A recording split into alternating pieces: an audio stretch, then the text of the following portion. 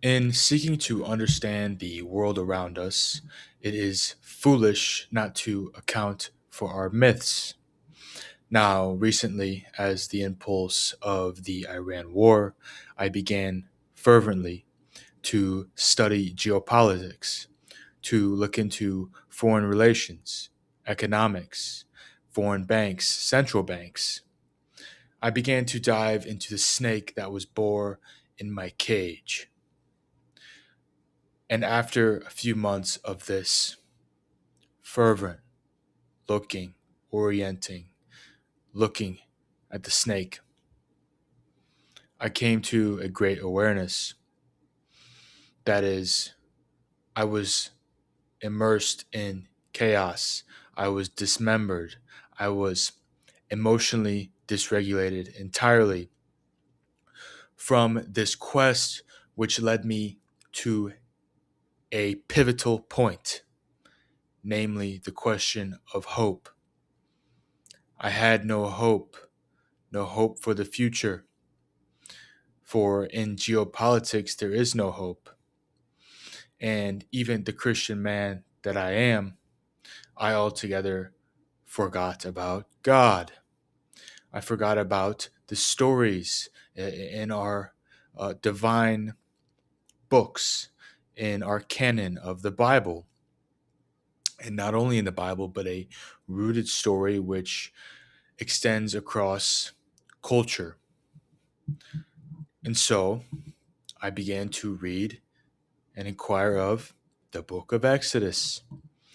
And here is a foundational story of our Judeo Christian ethic, our worldview, of which the Spirit of God is that which calls the individual out of the throes of tyranny.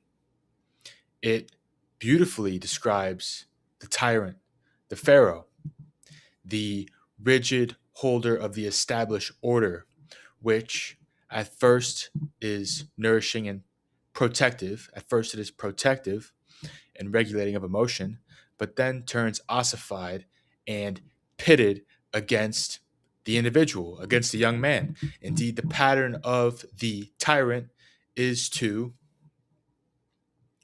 kill the young men, is to enslave them to hard labor so as to diminish their revolutionary capacity.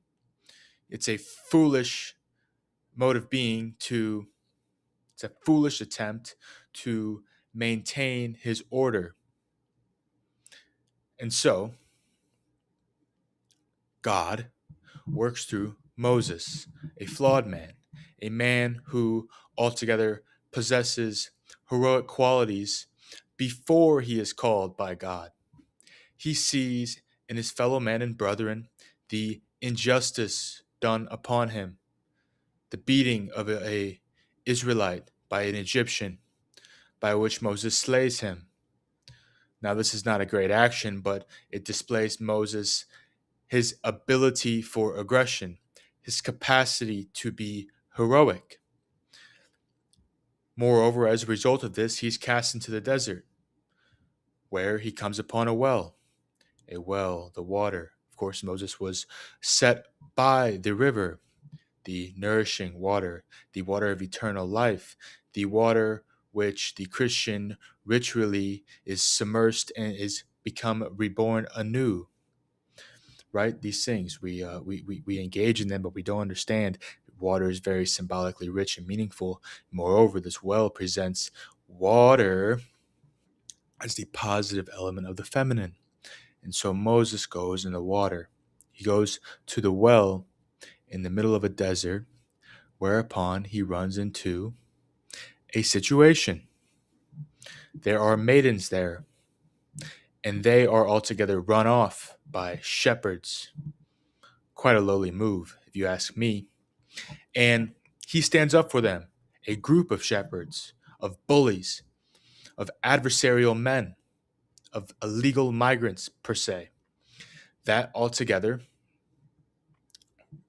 are attacking these maidens. And he stands up for them, heroically stands up for them, and he helps them water their camels. And so Moses displays the heroic capacity, a prolongation of the initial impulse by which he saw the his fellow Israelite being wrongly persecuted by the established order, by an arm of the established order, and he does something about it. He does something again in this same situation, and wherefore he is introduced into the by their father. He's pulled into the family as someone who's admirable, who possesses admirable qualities. He's given one of his daughters as a wife, and he bears children. What a beautiful story. Good for Moses. And so this is the sort of the divine spark, which and constant foreshadow of his message of where he is going to go. And so the story continues on, where one day, he's out doing his shepherd things beyond the on the furthest extents, the further extents of the desert. That is, he is outside his cosmos, out of the known order, the comfortable order of his home, per se, and he's out being a shepherd, defending a flock, right? And he comes upon where he notices this altogether odd and fascinating burning bush, which is not consumed by the fire. And he goes to investigate it, and he enters upon holy ground.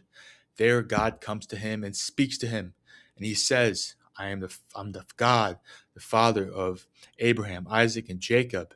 He lays out the whole situation with the Israelites, and he says, "Sir Moses, I'm going to use you." And Moses says, "Me? I'm unequipped. Are you kidding me, God? No way." Right? But God says, "No, no, no, no. Moses, I'm going to use you." He insists, and he tells him the words to speak. He tells him the words to speak to the Israelites and to the Pharaoh.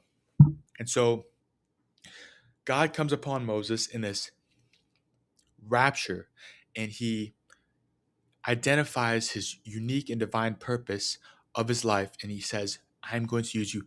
This is where you're going to go. And that you're actually going to be right at this mountain, Mount Sinai, this mountain, this center of the world, the navel by which heaven, earth, and the underworld are connected, right? These are sort of universal motifs in the comparative mythology, whereupon he will then be when he leads the Israelites out of bondage. And so this is the initial story, the initial portion of Exodus and to the tyrant, response to the tyrant. Now, intermixed in these messages, for instance, in chapters 1 and 2, we see that the midwives, altogether have a particular role in the narrative. That is, they are the first to rebel against the tyrant. How so? The tyrant demands them kill all the Israelite boys. Kill them. The women can stay. Kill the boys. And altogether, the midwives sneak around and they don't kill the boys. And when they're hey, persecuted by the tyrant again, and he asks, why haven't you been killing the boys? They say, well, the Israelite women, they're lively, they're quick, they give birth before we can get to them, right? Sort of a white lie, if you will, to elude the tyrant.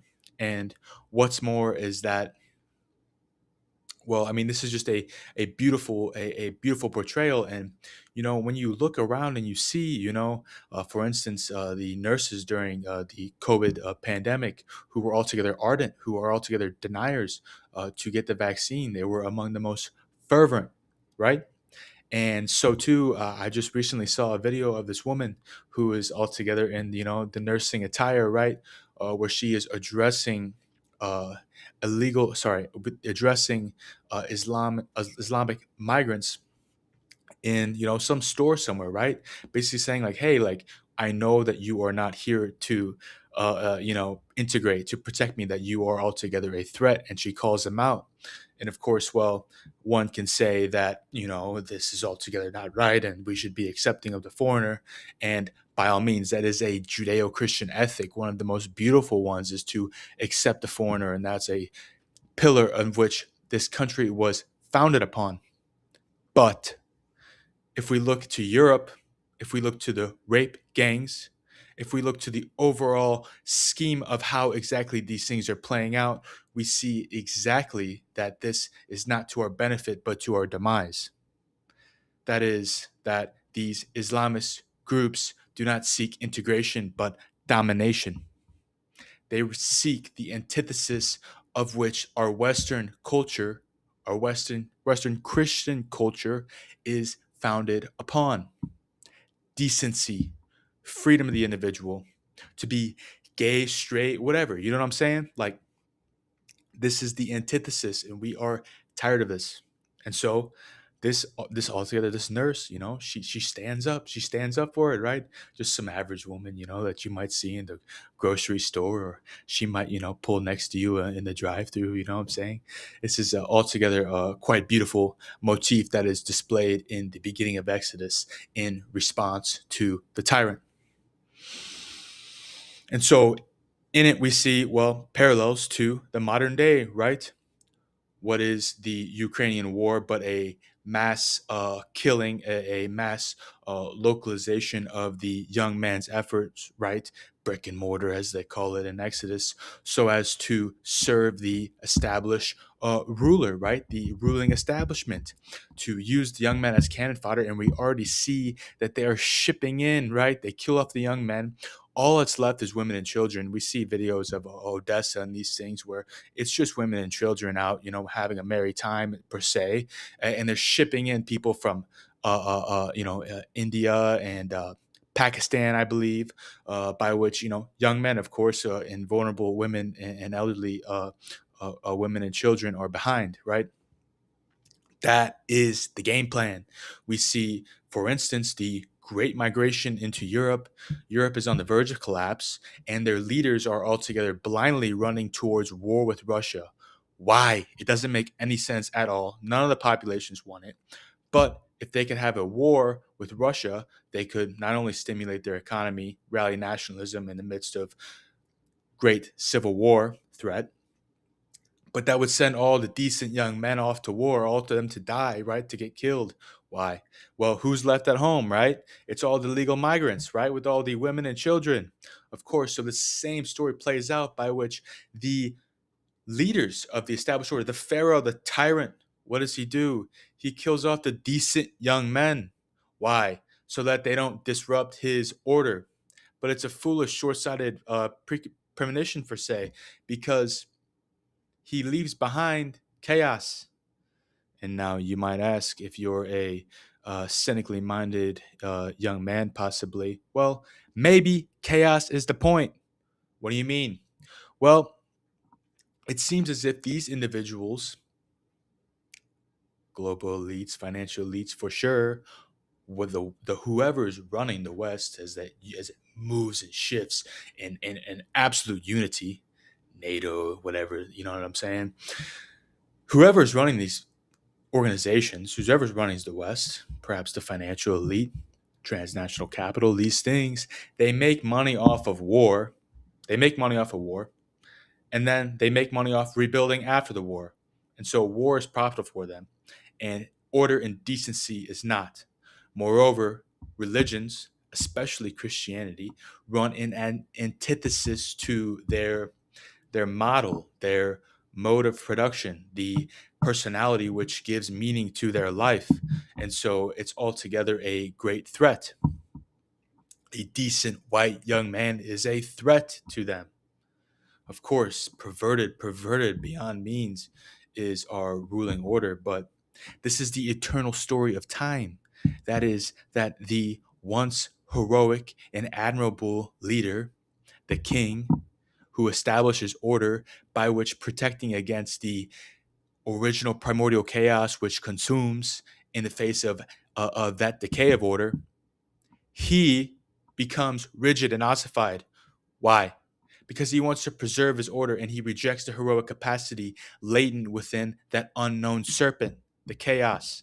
And so he rejects the hero, he rejects the sun, right? But the son, by which, when he is sent off on his mission by the tyrant, when he is sent off and to die in foolishness, in confrontation of the dragon, The hero does not die, but confirms his divine birth. He confirms his divinity by slaying the dragon and altogether coming back to confront the tyrant, the ossified king, thereupon revivifying the kingdom. And of course, this is the revolutionary. This is the revolutionary individual who is sharp, who is not addicted and craven by vice, who can grasp hold of his attention and use it for a good purpose, and who is altogether decent and put together, who is under God, who has his health about him. This is the man that who is educated. This is the man that they don't want.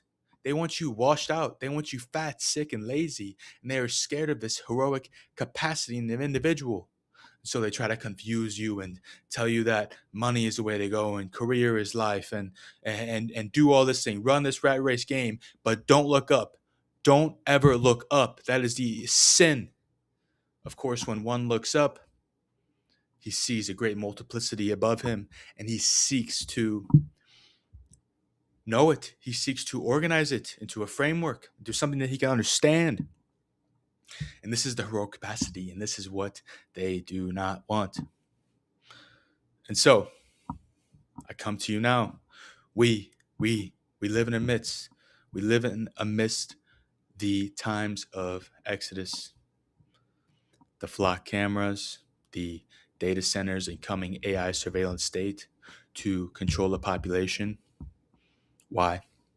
Because division amongst a population is a form of warfare. The CIA has been using it to artificially overthrow countries for 35 years now. And so a free thinking population that is prone to division is altogether a threat to the nation. But what it throws out is freedom and the heroic capacity to go against the established order just for the sake of it, just because he wants to. Dostoevsky, give a man a bubble bath and nothing but, cake and continuation of the species. And he'll at once introduce a snake into it simply for the sake of doing so. He'll be bored in gratitude, he says, right? That is how man is constituted. And that is how man must live, because the hero must live. And so this is the landscape. This is what the myths tell us. And moreover, in Exodus, God continually calls. He hears his people's groans, and he is on the side of the spirit which leads the slave out of tyranny and into freedom. That is our God. He is a worker. All the models that I've looked at and inquired of and studied, they are void of God as an active force and agent in the world. The God which is portrayed across the biblical corpus. And so that is not something to ignore. Our God is that which, one of his attributes, leads the slave from tyranny, out of the hands of the tyrant. And he performs all sorts of works that are in contradiction. For instance, when the Israelites are persecuted, they multiply. What? That doesn't make sense. Yes, but of course it does in God's landscape, in the view of God. And so, not to lose hope, for we still have our minds, we still have the ability to think, we still have the ability to pray and worship to God and to read the great texts and to learn from them. But this is altogether a very important time. And so it is very important for the individual to constitute themselves properly, to orient their eyes in the proper place, and to not lose faith.